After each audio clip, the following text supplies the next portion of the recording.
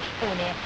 Kaya kayong record, itang public service po, kaya kayong kumbaga mag-umpisa niyang muna kayong magsilbi gobyerno. Kasi atinding year na magsilbi kayo pong information officer ng Provincial Environment and Natural Resources o PENRO po ni anya kapanahon na ro Balamo Provincial Office na po ng DENR.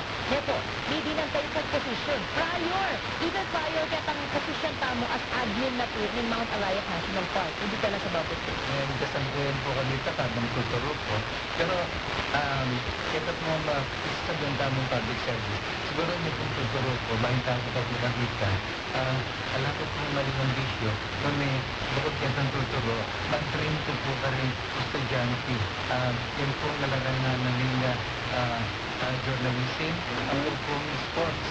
Kasi po, buwa ko ito, kaya hindi po college, bilang basitarian ng table tennis.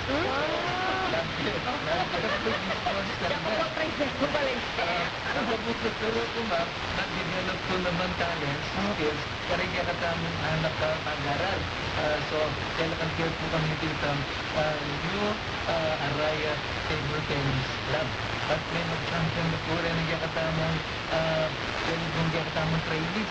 Kaya, di para step po hanggang kay Palahong Pambansa. Kami may representing Pampanga in Central Luzon.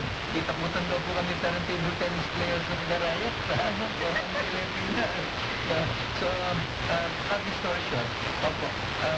Kung tuturo ko, so kung meron na akong ganun po kanita kay DNR, nakala po classic no, ganun po na classmate ko, ang po rin na kakilala ng DNR. So, sibukan ko kung pasibali.